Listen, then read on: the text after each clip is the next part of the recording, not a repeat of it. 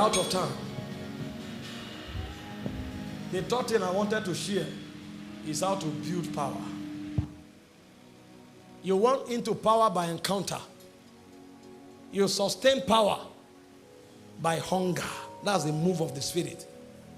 But there is a way to build power. But we don't have time. I would have shown you the way to build the 4 different kinds of power, so you will know what men do.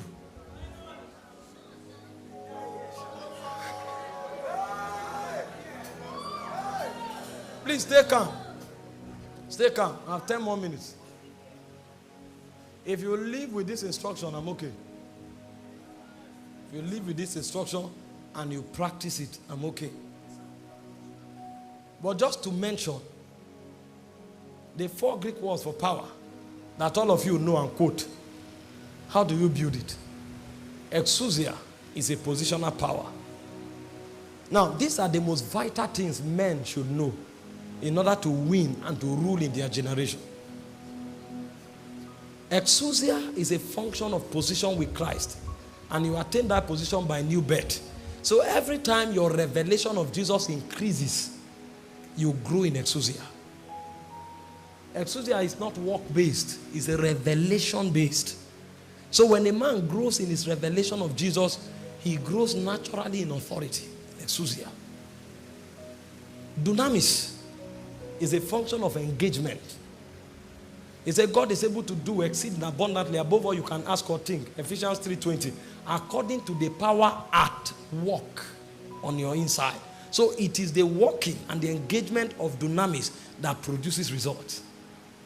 And the way you engage dunamis is by praying in the Holy Spirit. So every time you pray through, you discover that the power to cause changes is activated. But you see, if you stop at that level, you will come for a meeting, pray for the blind, their eyes will open. The next blind man you see, you'll be afraid.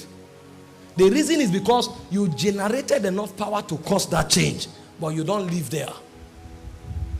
So you need another wisdom to handle the other 2 kinds of power, called ischus and kratos. Ephesians 6:10, they say, be strong in the Lord and in the kratos of his ischus.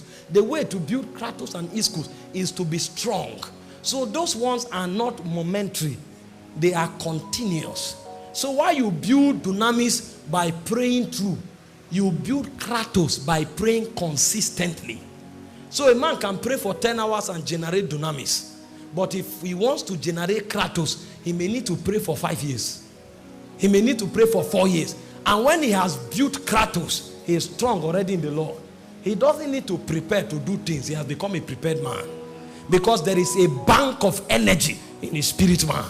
And a man builds ischus, not just by a revelation of Jesus, but by living perpetually under the authority of Jesus Christ. So Jesus says moves, he moves. Jesus says stops, he stops. When he walks under authority for a long time, that authority is now invested in him.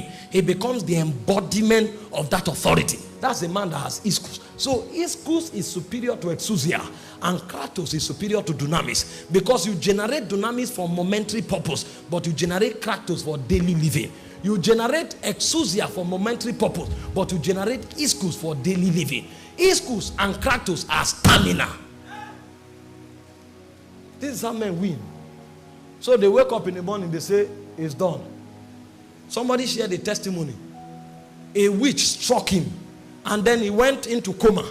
And then in coma, he saw himself in a big pot that was covered, struggling to come out, and he couldn't come out. The wife now went to Dr. Paul and Enche.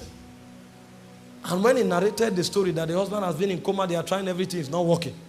Dr. Paul just said, I command that pot to break. Where the man was in the pot, he said he saw lightning from heaven, scattered the pot. The first question is, how did he know the man was in the pot? And then by what means did he generate thunder in the spirit realm? It didn't happen in the natural. So when men are doing things in the natural, they are throwing bows and arrows, lightning and thunder in the spirit realm.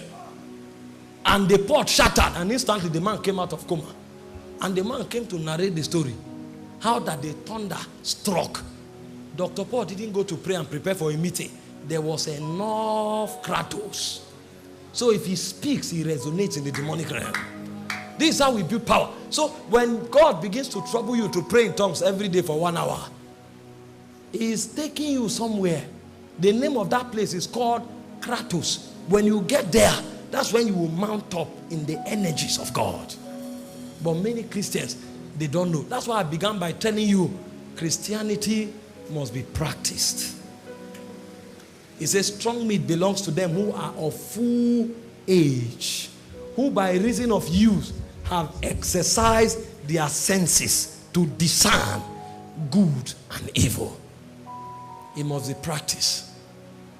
And the way to do it is in the spirit.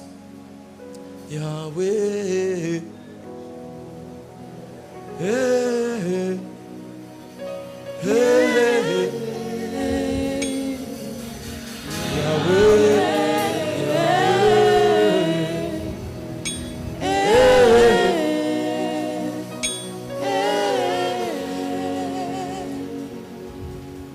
Where you are sitting,